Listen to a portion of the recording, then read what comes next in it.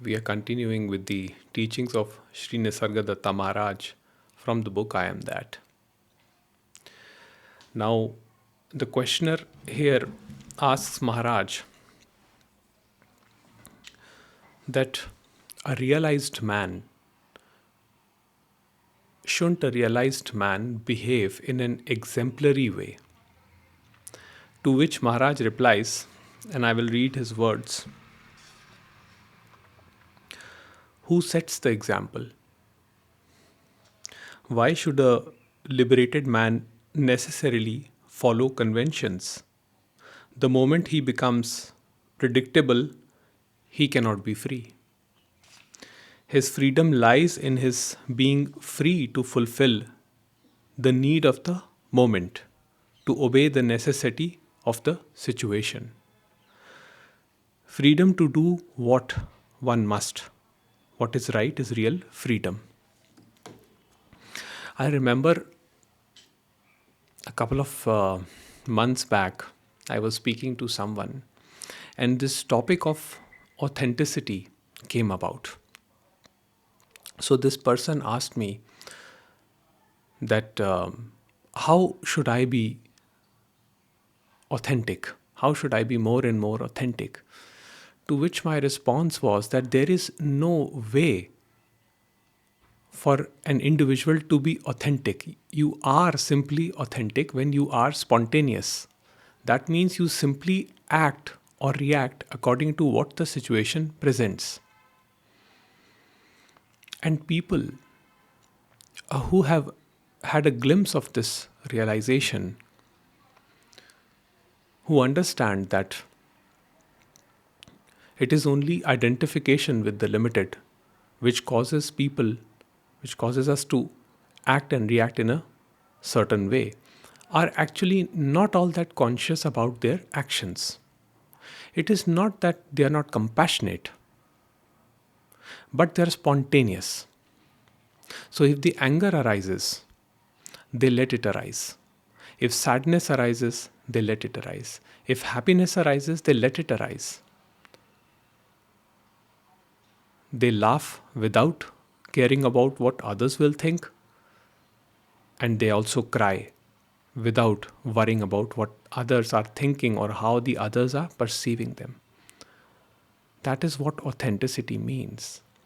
But the problem with most people is that they think they are limited.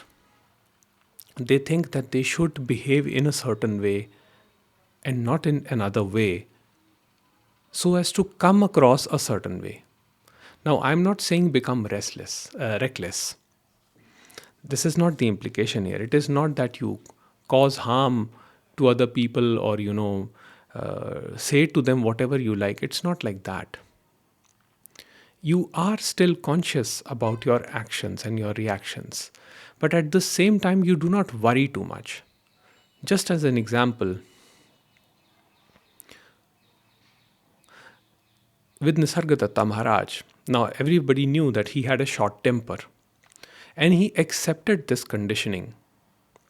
And he said that no matter how much I try to fight this, I cannot escape this. It is there.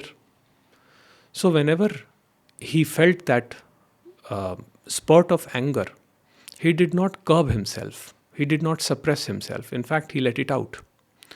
But his anger was just like a lightning bolt.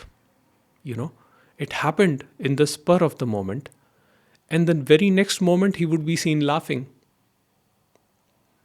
So nothing really stick to him. The problem with ego is that the reaction is carried forward. The ego cannot help it.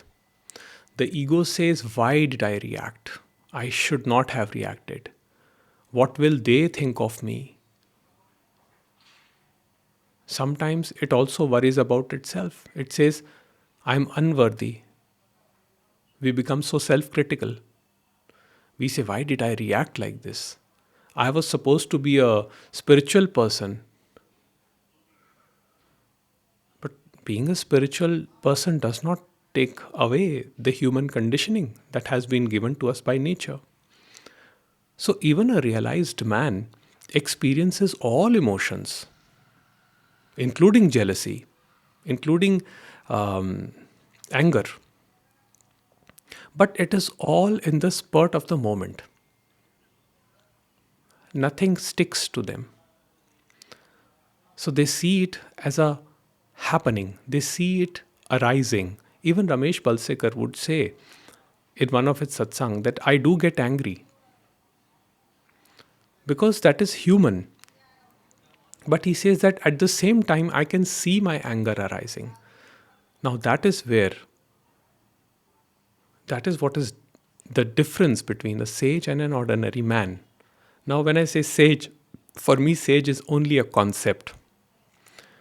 And the concept is this, that in the case of sage allows everything to arise the way it is arising. The sage does not try to control anything. He or she simply witnesses whatever is arising in the moment, because a sage is fully aware that nothing can be done about whatever arises in the moment. You can never know what your next thought is going to be, what your next reaction is going to be. At some point, you may be able to control yourself, but there will be other points where you may not be able to control yourself.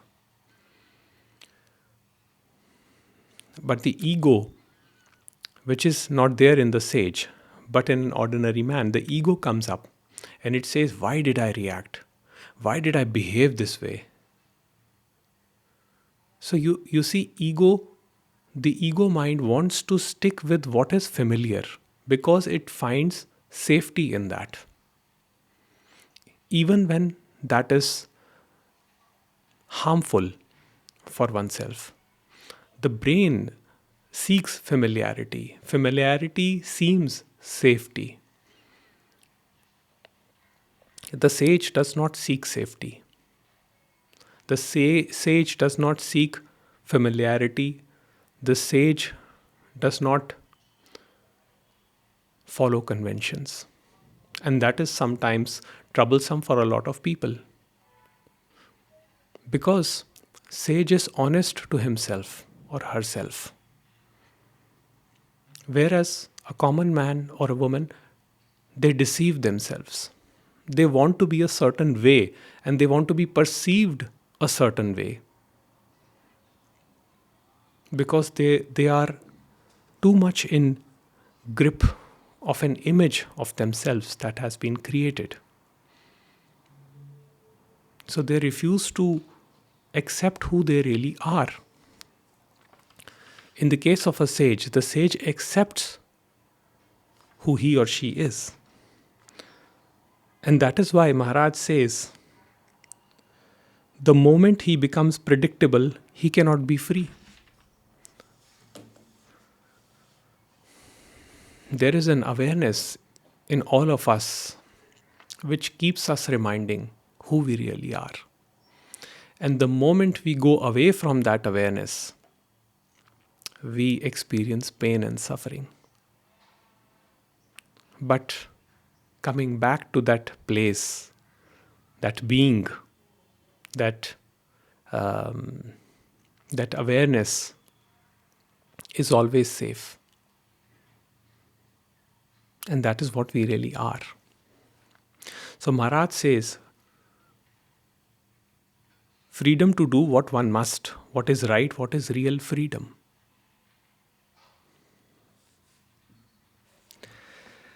And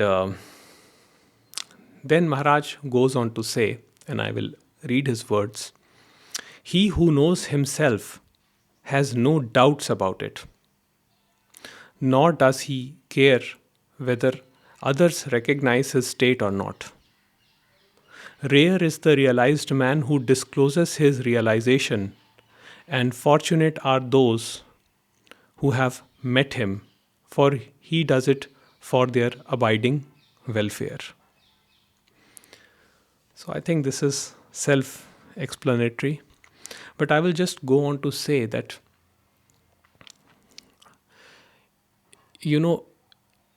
when we are troubled psychologically and we seek external help, like the comfort of a friend or maybe speak to a loved one, or go to a therapist or a counselor. What exactly comforts us? Have you ever noticed this? What is it that exactly comforts us? Is it that the therapist or the loved one or the friend changes us that comforts us? Or is it that by listening to us, by being present to our words, we begin accepting ourselves? Does that bring comfort? Think about it. A majority of problems that we think are problems and we are trying to find solutions are not exactly problems. It is just that the ego mind has this necessity to be heard. Now, to be heard is a genuine human need. I would say it is not an egoic thing, it is a genuine human need. But when that need becomes compulsive, where one tirelessly, keeps on repeating maladaptive behavior just to be heard, just to be validated, just to be seen, that restlessness, that anxiety, how does that anxiety soothe? How does that restlessness soothe? That does not soothe when the therapist gives us a solution. The therapist simply makes us aware about our own traits, whatever those traits may be, whatever doubts, self criticism, or any such thing that we carry deep within us. The therapist helps us to bring that to our conscious surface. And Maharaj says, whatever comes up in the consciousness, it burns. That energy just burns off. And the thing is that, when you're all by yourself in silence, that is when things really come up. You don't even really need to talk to anybody sometimes. In some cases, it is necessary to talk, but other times, when you're all by yourself, what you notice is that all of that stuff comes from underneath. Now, you are not changing yourself, you are simply accepting yourself. There's a difference between the two. The change happens if it is destined to happen. But you become aware of your traits, how you are hurting others, how you are creating problems for others and for yourself. You start becoming aware of all of that. How do you become aware of all of that? Now, there must be something which is making you aware. And notice that once you become aware of your own traits, of your own tendencies, of your own inclinations, the the the energy, the stress begins to dissolve. It is all stress. And if you have experienced an emotion like shame, now shame rises up like a current. It is one of the very difficult emotions that is usually accompanied by a lot of guilt. And that is where, shame is so potent. That is such a potent emotion. It rises up like a current, if you notice. Like, we just don't want to feel it and we immediately react. There's immediately anger. And after that, it is followed by guilt. So you see, it perpetuates the cycle. The shame followed by guilt, which is followed by further shame. That is how the ego operates. But if you have the courage to face your shame, to see that it is rising and give it attention, now this may be extremely uncomfortable and sometimes you may not be able to do this yourself. So take help. But if you can see it totally, if you can see what is it, then that energy begins to dissolve. That stress associated with that emotion begins to dissolve. Now, it may not be that the emotion completely dissolves, or that you are cleared of all such problems when you become realized. It's not like that. That those things may still be there even after realization, for the biological organism, for the character that is experiencing itself as a separate entity in this world. But the stress associated with that particular afflicting emotion does not get the strength to continue in horizontal time as suffering. What drops away is the suffering. Pain, Maharaj says, is inevitable. Pain will always be there. But suffering, no. For a jnani, there is no suffering.